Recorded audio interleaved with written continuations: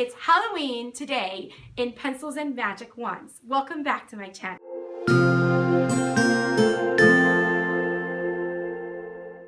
So I may look a little bit different today, but that's because I have no makeup on, but it's okay. We're going all natural today.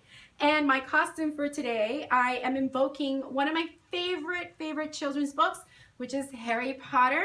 And what I went with this year is, if I were in the Harry Potter world, in Hogwarts, which school would the sorting hat sort me into? So obviously, I'm a teacher. I love to learn. I love to read. So Ravenclaw is the answer. So I am a student, or actually a teacher from Ravenclaw, and that is my costume today. And the students are actually loving it. So today for my video, I am just going to go over what I usually do on a typical day like this. This year is a little bit different, but I do want to give you a rundown of some of the activities and special things we have going on today, because it is still a fun way to learn, even though we're incorporating some holiday themed activities for today. So without further ado, let's see what we have in store for today. So even though today is a holiday and the kids are usually very energized and thrilled about it being Halloween, we still conduct some learning activities in the classroom. So the students received this spooky story starter, sentence starter. Everyone has a different one, and that's what they received this morning as their morning do now, so that they could write a spooky story based on the sentence starter that they received. As soon as they're done, they're going to share it with the rest of the class, those that do want to share it. So with this story starter, we're going over story structure as well as sequencing, that they can write the short story based on the spooky sentence that they received this morning and then share with the class. Another thing that I'm getting ready to give out to the students is these little simple treat bags that I got from Dollar Tree. I am just putting in a box of stickers and a pencil, and in the bag they can put any candy that anyone might have brought to share with the class. They're also going to work on creating their own monsters, and they're going to put these googly eyes that I also got from the Dollar Tree. So they're going to work on these different shapes. So there's different shapes, and they're going to choose a different shape and color, and they're going to design their own monster that they're going to create. And then of course we're tying learning to this, so they're going to do a text structure paragraph based on the description of their monster. So that way we are going over text structure, we're going over the text structure of description as they are describing their monster that they create. So this is part of the activities that we have for today. So the goodie bags are all done for the kids to enjoy later on. Like I said, all they have is a pencil and a little box of stickers. And I just love these cute little monster bags that I got from Dollar Tree. They're just simply adorable, and I really love it. And I hope the kids will love it too. I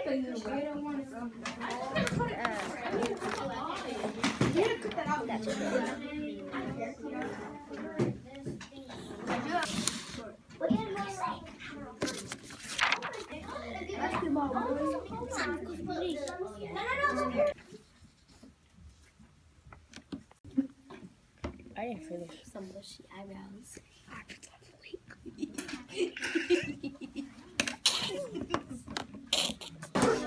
Eyebrows don't flee. Wow, check that out. It's a Franken monster. Awesome. Oh, that is filled with creativity, isn't it?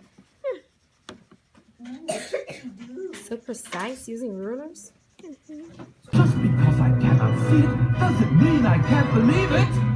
You know, I think this Christmas thing is not as tricky as it seems. And why should they have all the fun? It should belong to anyone, not anyone in fact, but me. Why, I can make a Christmas tree, and there's no reason I can find I couldn't have a Christmas time. But I could approve it too, and that's exactly what I'll do. Hi everyone. So I want to first apologize because the last video that I filmed was actually a week ago today, and I haven't been able to film again until today, which is November 7th, Tuesday, 2017. It was a pretty busy week last week, and I had a really tough weekend, but I wanted to at least finish up where I left off.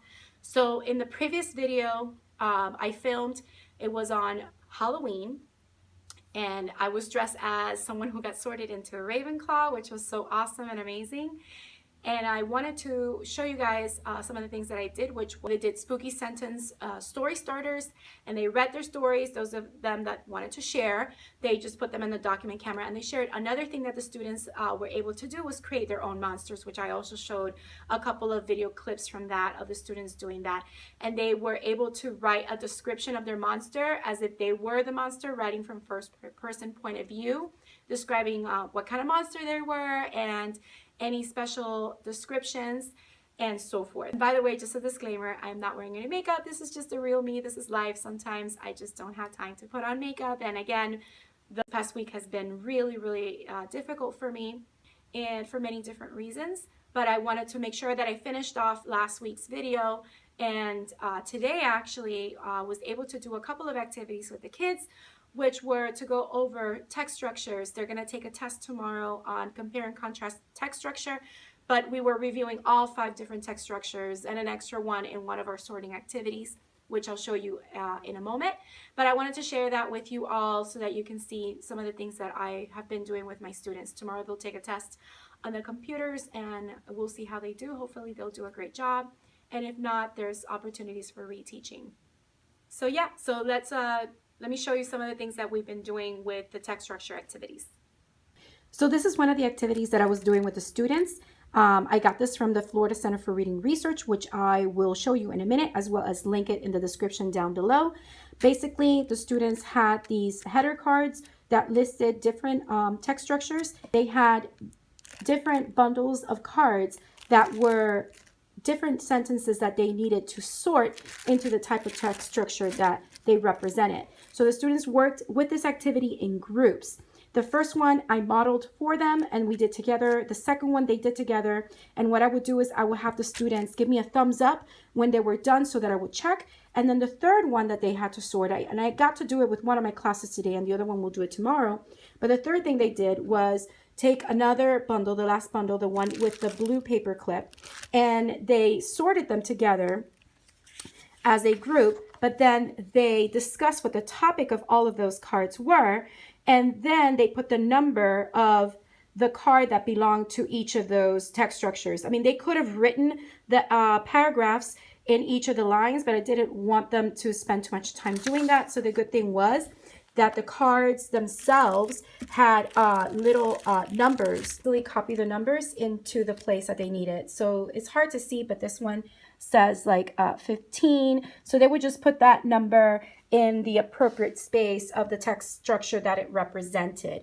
So this one uses the words first, second. So this shows sequencing. So then this one being number 15 will go under sequence, and they would just write a big number 15 there so they wouldn't have to copy the whole paragraph. Another thing I did was showed a PowerPoint by Emily Kissner, and you can search her up on Google and her information should come up. If not, I'll link it down in the description below. But she had a great PowerPoint, which I'll show you in a few minutes. And I went over all 5 text structures with that PowerPoint, as well as grabbed a copy of this Compare and Contrast Reader's Theater to have the students review the text structure of Compare and Contrast. It was double-sided, four rows per Reader's Theater that she has available, and I just had the groups just decide on who was going to do what. Since most of my groups, the most that they have is 4, each student got to participate in the Reader's Theater. And yes, we did it 5 different times, but it's good because the students had an opportunity to review the text structure so that when tomorrow, when they take their test on Compare and Contrast text structure, they will do a good job. So these were some of the things, and now let me show you some of the digital resources that I used along with this lesson. And one more thing before I go to the digital resources, what I did is I did take 4 different scripts, and because there's 4 roles, and I laminated these so I can reuse them with my classes, and I just highlighted the parts so that the students who chose to be those parts would already have their parts highlighted, so that when they come to the front of the classroom, they would just read off their parts according to the highlighted portion that belongs to who they were trying to be in the Reader's Theater play.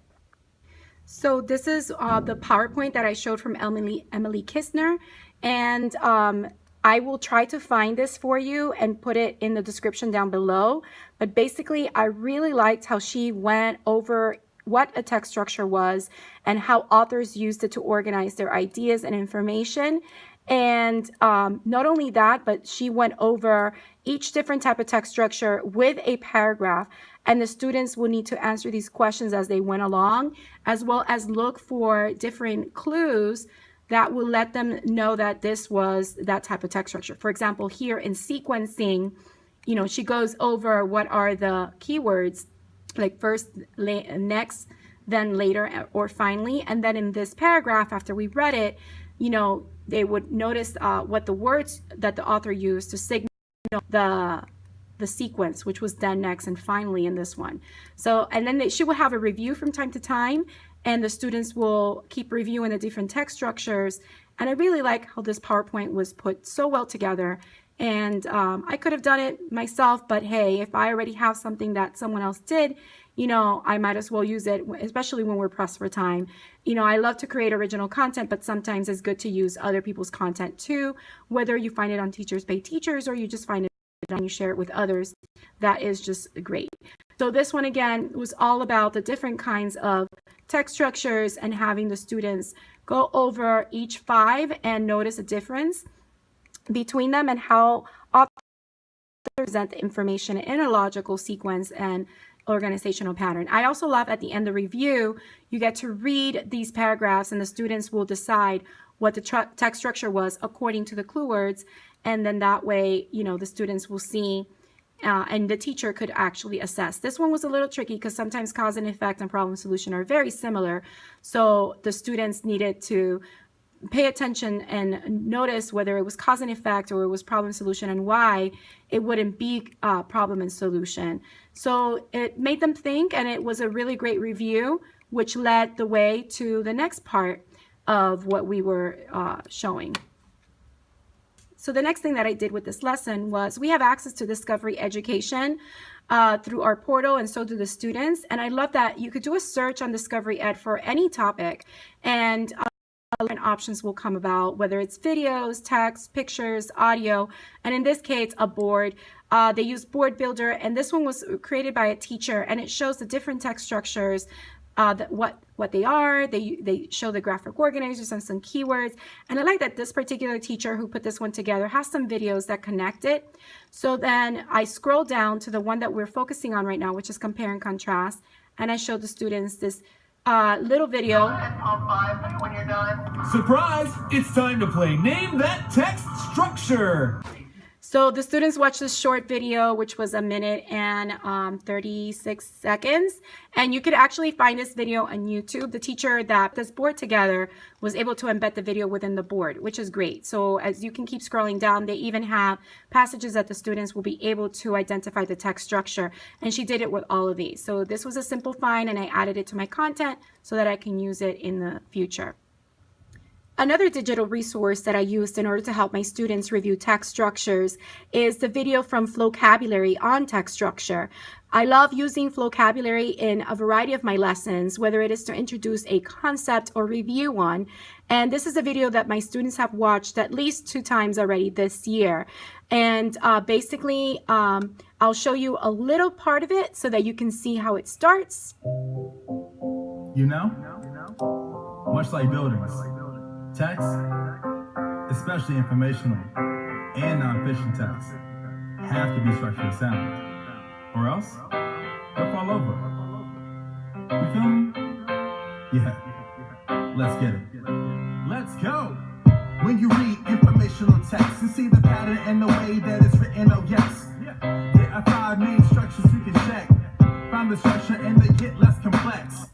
So that's basically a little clip of the video, and basically I found this by just going to FlowCabuLarry. I have a subscription to FlowCabuLarry, so I'm able to have access to all of the videos that they have available. So I just went into FlowCabuLarry, I went to Language Arts, and then I clicked on Reading and Writing, and then just scrolled down and found it right here. And the great thing is that they not only provide the video, but they also provide teacher resources that you can use along with handouts that you can download and print out and give to the students to continue to review, including a quiz or an extension in reading and responding for that particular skill.